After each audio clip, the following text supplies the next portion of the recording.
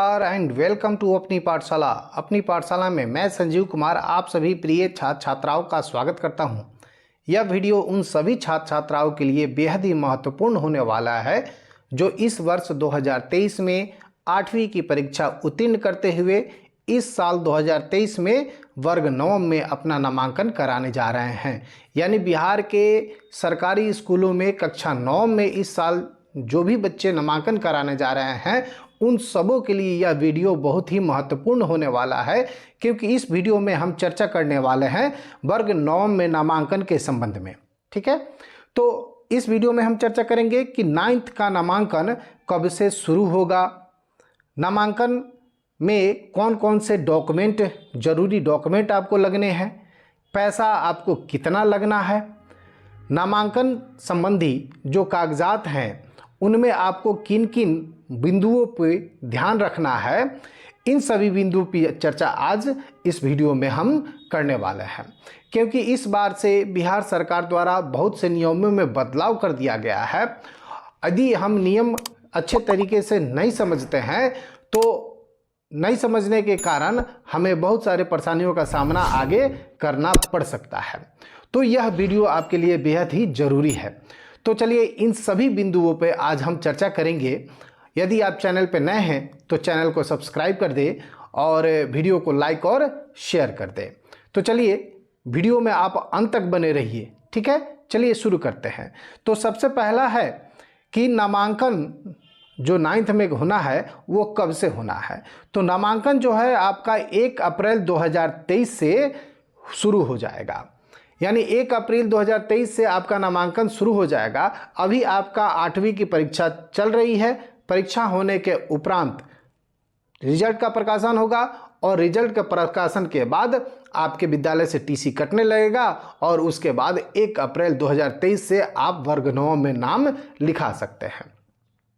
अब आगे बात करेंगे हम कि आखिर नामांकन में कौन कौन से कागजात आपको लगेंगे। तो चलिए उसको देख लेते हैं। तो नामांकन में जो भी कागजात आपको लगेंगे वो पहले से आपको तैयार कर लेने होंगे। तो कौन कौन से कागजात लगेंगे? तो सबसे पहले लगेगा आपको पासपोर्ट साइज का फोटो 2 लगेगा आपको, यानी 2 पासपोर्ट साइज का फोटो आपको बनवा लेना है। उसके बाद स्थानांतरण प्रमाण पत्र आपको बनवा लेना है जो कि आपके विद्यालय से मिलेगा। अब स्थानांतरण प्रमाण पत्र यानी 8वां का टीसी जिसको हम कहते हैं, तो 8वां का टीसी कटवाने के वक्त आपको बहुत सावधानी पूर्वक कटवाना है। ठीक ना, तो वो क्या क्या आपको सावधानी बरतना है मैं आगे इसकी चर्चा करूंगा।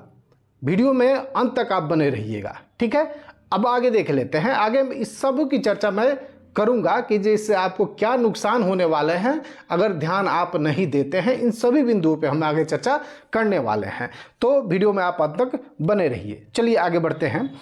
तो तीसरा जो चीज़ आपको चाहिए वो चाहिए आपको आधार कार्ड, यानी आपके पास आधार कार्ड होना चाहिए। तीसरा डॉक्यूमेंट आपको आधार कार्ड लगेगा। चौथे की बात करें तो चौथा आपको बैंक पासबुक लगेगा, यानी आपके नाम से खाता का होना बहुत ही जरूरी है। यानी आपके नाम से खाता होना चाहिए यहाँ पे। ठीक है, आगे बढ़ेंगे। अगला जो चीज़ चाहिए आपको वो चाहिए एक जाति प्रमाण पत्र, क्योंकि जाति प्रमाण पत्र का होना बहुत ही जरूरी है। ये आपको नामांकन से पहले बनवा लेना है और नामांकन के साथ आपको उपलब्ध कराना है। ठीक है, अब आगे जो छठा चीज़ है, छठा में चाहिए आपको एक ईमेल आईडी, और आप बड़ी ही आसानी से अपने मोबाइल से ही ईमेल आईडी बना सकते हैं। यानी इस प्रकार की ईमेल आईडी आपको एक चाहिए। ठीक ना, जैसे मेरी ईमेल आईडी है अपनी पाठशाला 3012@gmail.com। ठीक ना, तो इसी प्रकार आप अपना एक ईमेल आईडी बनवा लेंगे। अब आगे बढ़ते हैं कि आखिर नामांकन के लिए आपको पैसा कितना लगेगा। तो देखिए नामांकन के लिए जो पैसा लगना है वो 430 रुपया से लेकर आपको 500 के बीच में लगेगा। ऐसा इसलिए है कि किसी विद्यालय में बिजली की सुविधा नहीं होती है, किसी विद्यालय में कुछ की सुविधा नहीं होती है। तो जितना बड़ा विद्यालय होगा वो सुविधा के अनुसार थोड़ा सा फी इधर उधर होता रहता है, लेकिन न्यूनतम की अगर बात करूं तो 430 लगना आपको है। ठीक है। तो सुविधा के अनुसार आपको वो बढ़ता जाएगा, मोटा मोटी अधिक से अधिक आपको 500 रुपये से अधिक लगने नहीं जा रहा है, ठीक है। अब आगे बढ़ते हैं अपने अंतिम पॉइंट के तरफ, ठीक ना, जो बहुत ही जरूरी है, यानी नामांकन के लिए कुछ जरूरी बातें। अब क्या क्या नामांकन कराने से पहले, डॉक्यूमेंट को अपने पास इकट्ठा करने से पहले क्या क्या जानकारी आपको लेकिन होनी चाहिए, किन किन बातों का ख्याल रखना है, इन सभी बिंदुओं पर हम लोग अभी चर्चा करने जा रहे हैं। तो चलिए सबसे पहले हम एक ले लेते हैं टीसी के बाद हम अपने सामने रख लेते हैं एक अपना आधार कार्ड, और आधार कार्ड के बाद हमको एक चाहिए क्या, आपको बैंक अकाउंट, ठीक है। तो बैंक अकाउंट, इतना चीज आपको क्या करना है, इकट्ठा करना है, ठीक है। अभी इस पे हम लोग चर्चा करते हैं। तो चलिए देखते हैं। सबसे पहले हम टीसी की बात करते हैं, यानी 8वां का जब टीसी आप अपने विद्यालय में लेने जाएंगे उस वक्त आपको कुछ बातों का ख्याल रखना है, ध्यान रखना है। यानी आप जो टीसी अपने विद्यालय से ले रहे हैं उस टीसी में आपका जो नाम है, आपके पिता का जो नाम है, आपके माता का जो नाम है, और आपका जो date of birth Aadhaar card में है, यानी आधार कार्ड में जो नाम है आपका और आपके पिता का और आपका जो डेट ऑफ बर्थ है, वही सेम चीज आपको टीसी में लिखवानी है, ठीक है। ऐसा प्रयास करेंगे आप, ठीक ना। यदि ऐसा नहीं हो पाता है तो आपको टीसी के अनुसार, इस टीसी के अनुसार आपको आधार कार्ड में चेंज करवाना पड़ेगा, ठीक है। यानी मेरे कहने का मतलब कि टीसी में जो आपका नाम है वही नाम आपको अपने आधार कार्ड में रखना है, फिर वही नाम आपको अपने बैंक अकाउंट में भी रखना है। आपके पिता का नाम जो टीसी में है वही नाम आपको आधार कार्ड में रखना है, और वही पिता का नाम आपको अपने बैंक अकाउंट में रखना है, ठीक ना। यानी मेरे कहने का मतलब पिता का नाम अलग अलग तो नहीं होता है, लेकिन मेरे कहने का मतलब स्पेलिंग मिस्टेक तक नहीं होना चाहिए, यानी एक लेटर भी मिस्टेक नहीं होना चाहिए।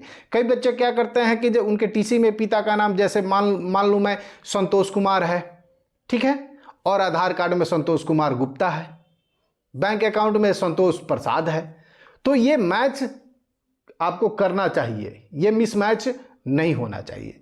डेट ऑफ बर्थ जो आपको टीसी में है वही डेट ऑफ बर्थ आपको आधार से मैच करना चाहिए। तो सबसे सजग क्या होगा कि जब आप टीसी कटवाने जाएं तो आप अपने आधार कार्ड को लेकर जाएं, और जो भी आधार कार्ड पे जानकारी है वही चीज़ टीसी में लिखवाने का प्रयास करें। तो इससे क्या होगा कि जब आप आधार कार्ड में सुधार करवाने से बच सकते हैं। ऐसा हर साल होता है, ठीक ना। तो चलिए, अब मैंने ये कहा, ये चीज़ मैं बार बार दोहरा रहा हूँ, तीनों चीज़ में सब चीज़ सेम होना चाहिए, यानी मिसमैच नहीं होना चाहिए। मिसमैच होने का मतलब है बहुत सारा परेशानी आपको हो जाएगा।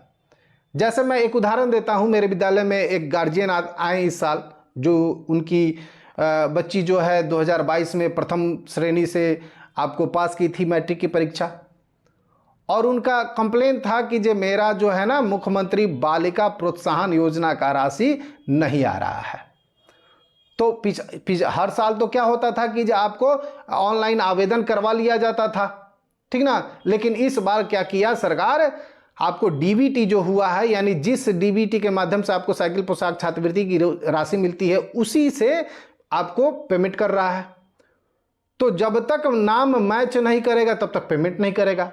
तो मैं जब मैंने देखा उस बच्चे का, तो आपको मार्कशीट पे नाम दूसरा था पिता का, आधार कार्ड पे दूसरा था, और बैंक अकाउंट में दूसरा है, ठीक ना। तो तीनों में नाम मैच नहीं करने के कारण उस बच्चे का पेमेंट नहीं हो रहा था, ठीक है। तो यही मैं कहना चाहता हूं कि जो आप नवम में नामांकन कराने से पहले ये सारा चीज ठीक कर लें। यदि ठीक है तो बहुत बढ़िया, नहीं ठीक है तो इसको एकदम मैंडेटरी नाम लिखाने से पहले ये करें।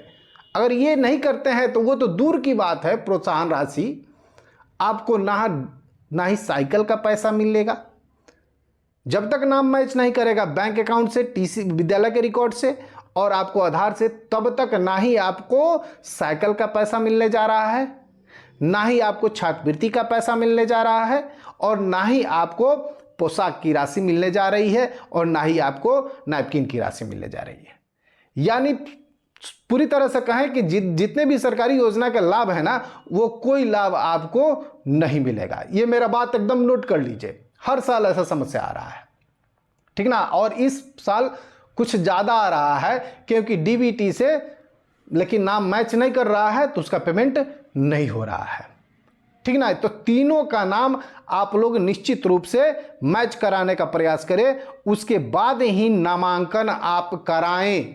नहीं तो एक बार नामांकन हो जाने के बाद आप ढीला पड़ जाते हैं और निश्चिंत हो जाते हैं कि जो चलो भाई मेरा नामांकन तो हो गया, अब क्या करना है, तो पछताना तो आप ही को पड़ेगा क्योंकि पैसा आपको नहीं मिलेगा, परेशानी आगे आपको होगी, ठीक है।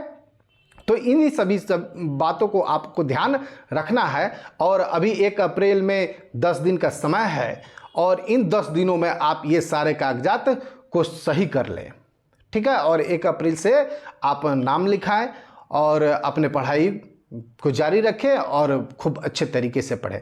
जानकारी अच्छी लगी हो तो वीडियो को निश्चित रूप से आप लाइक कर दें, अपने दोस्तों तक शेयर कर दें और चैनल को निश्चित रूप से सब्सक्राइब कर दें, क्योंकि एक लाइक और एक सब्सक्राइब हमें प्रोत्साहन देता है अगले वीडियो बनाने का।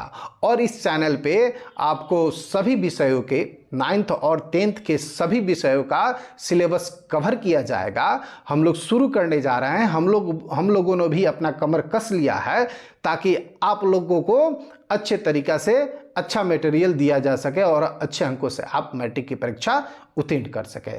तो चैनल को निश्चित रूप से आप सब्सक्राइब कर दें। फिर मिलेंगे अगले वीडियो के साथ, तब तक के लिए जय हिंद, जय भारत, जय बिहार।